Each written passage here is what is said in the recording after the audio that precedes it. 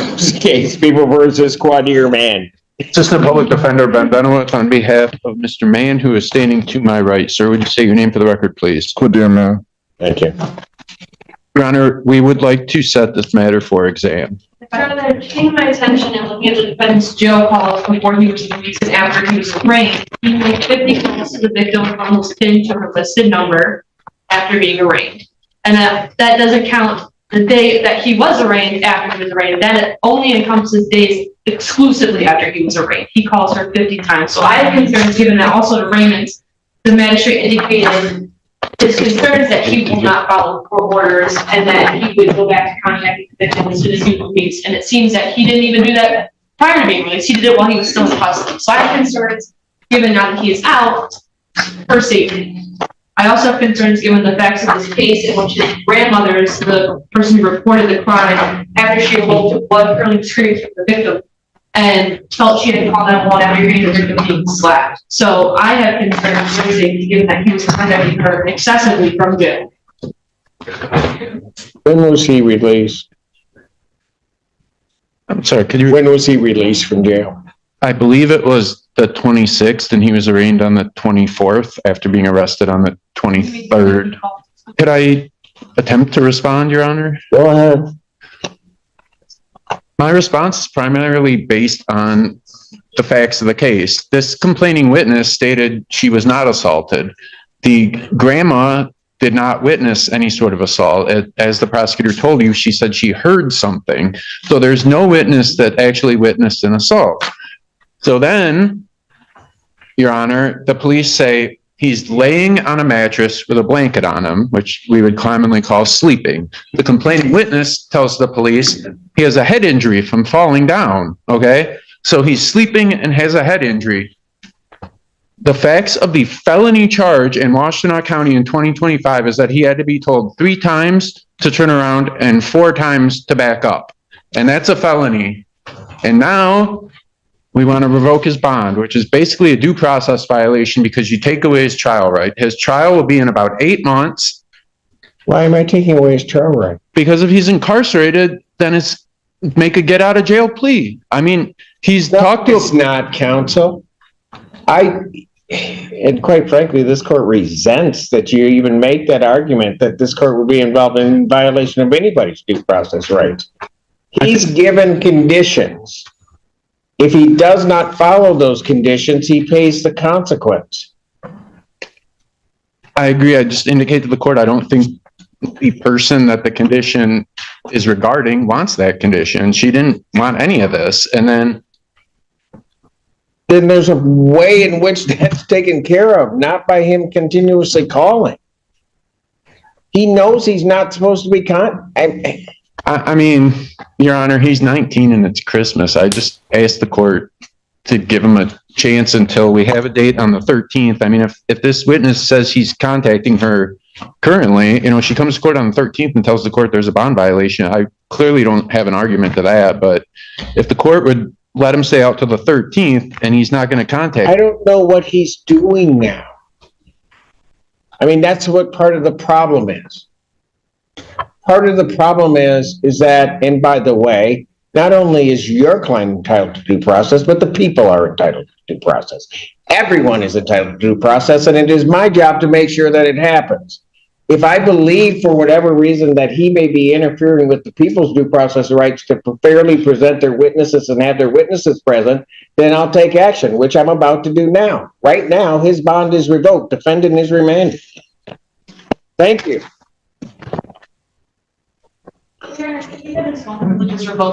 Yes, and his phone privileges while in jail are revoked. So that can you? Would the court only revoke as to the 2 persons with no contact orders? I'm revoking his phone privileges. Okay, thank you. State your name. Joseph Hafner Campion. All right, what are we doing? Your Honor, we're asking for a preliminary examination at this time. Discovery is complete. Believe so, Your Honor. People have their witnesses available the 13th. Preliminary examination in person, January 13th, 2026, 9 a.m. before me. Where? Bond continued. Thank you. I think last time we were here was December the 4th. Pardon? Last time we heard was December the 4th. I have a violation dated December the 9th. Bond violation, of course.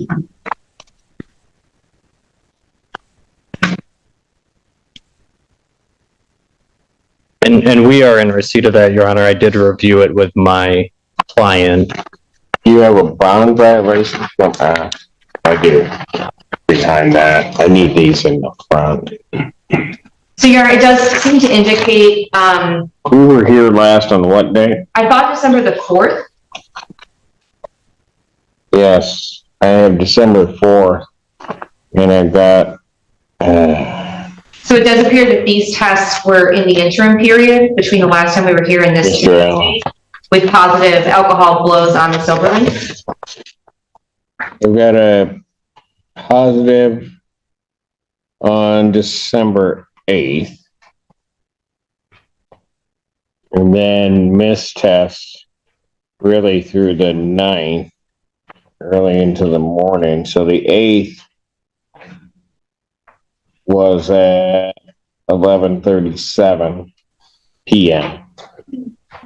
0.07. And then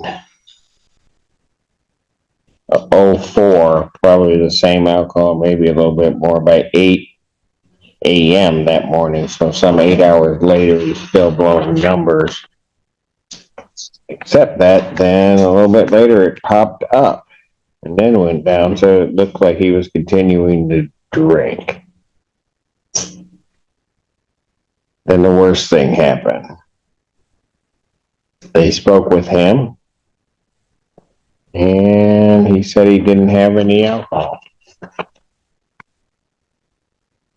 And Your Honor, I believe Mr. Hafner Cantor is changing his position on that now. Really? He Yes, did sir. appear on the same day that this violation report was submitted. He appeared before Judge Frushauer to be arraigned on a misdemeanor OWI. The misdemeanor OWI date of the alleged offense predates this case. I think it was just authorized later due to lab results. But nevertheless, he appeared for arraignment knowing that this violation was there, and it was addressed at that time by Judge Frushauer, who had him taken into custody with a $5,000 10% bond. I think the condition of that bond... On this case? He was taken into custody at the time of his arraignment. You're saying two different things to me. Or taking him into custody at the time of the arraignment is one thing. If she's taking him into custody on this case, that's a different thing. And not something that I see in this file.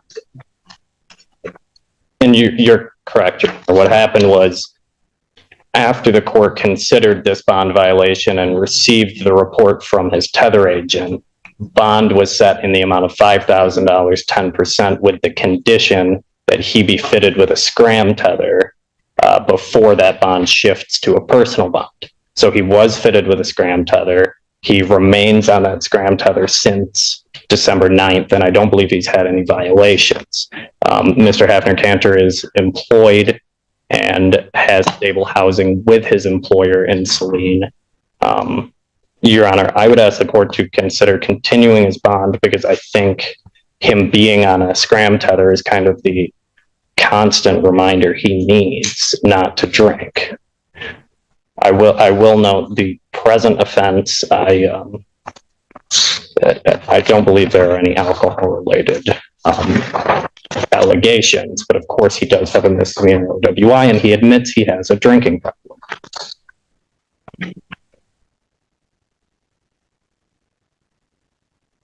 Yeah, but this response from the people.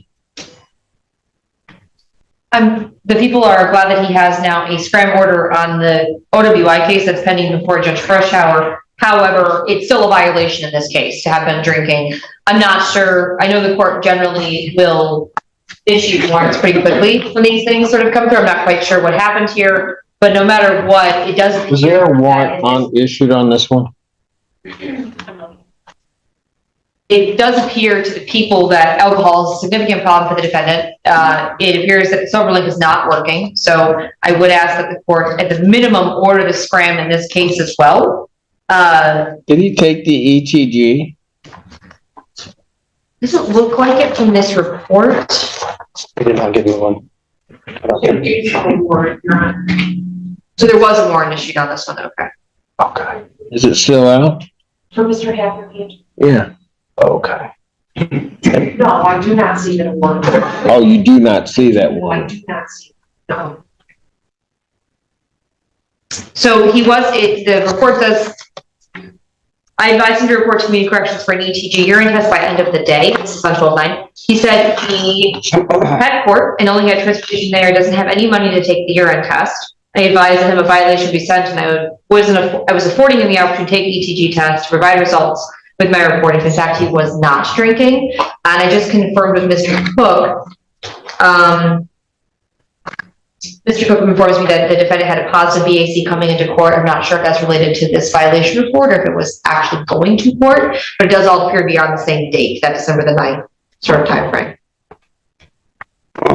So when did he appear before Judge Freshour?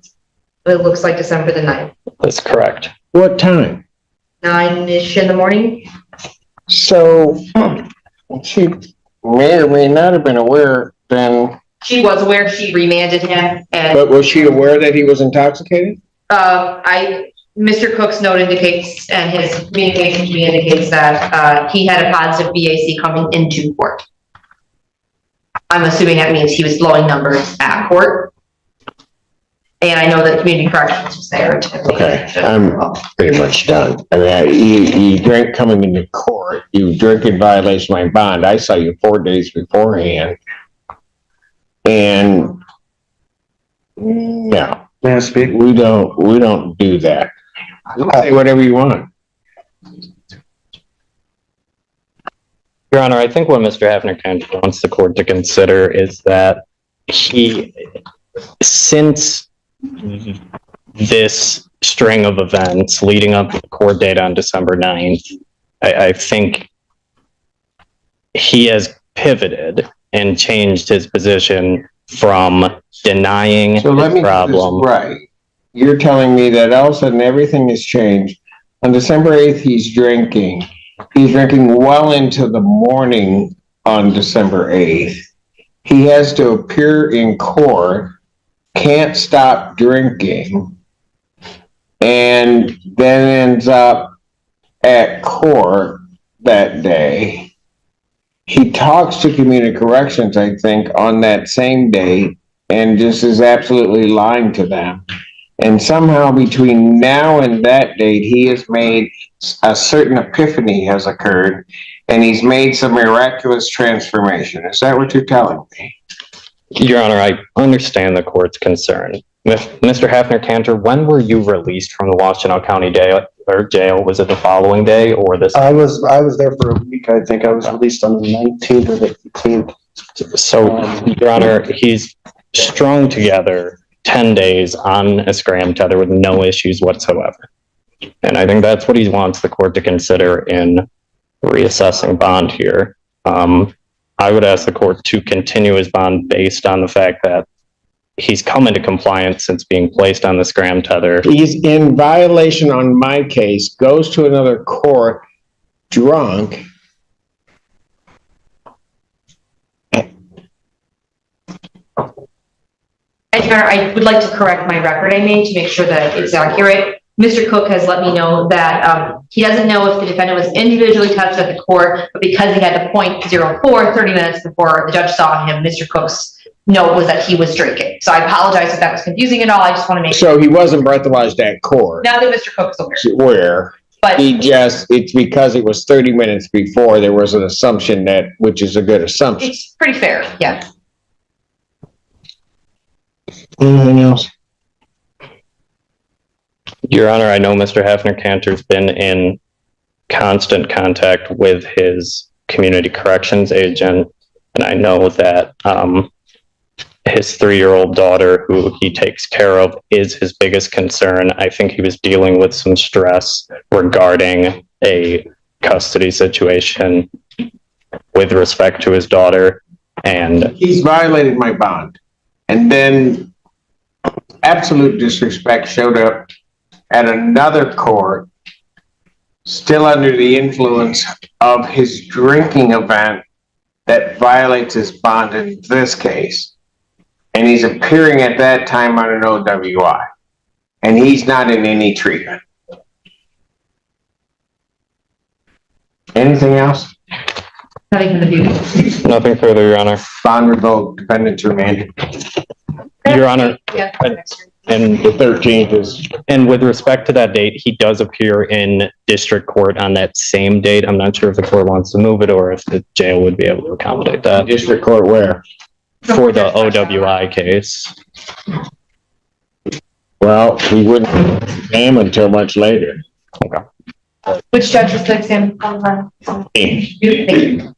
Thank you, Your Honor. Nicholas Harding. Assistant Prosecutor, Defender Duffy, leave on behalf of Mr. Harding. Mr. Harding.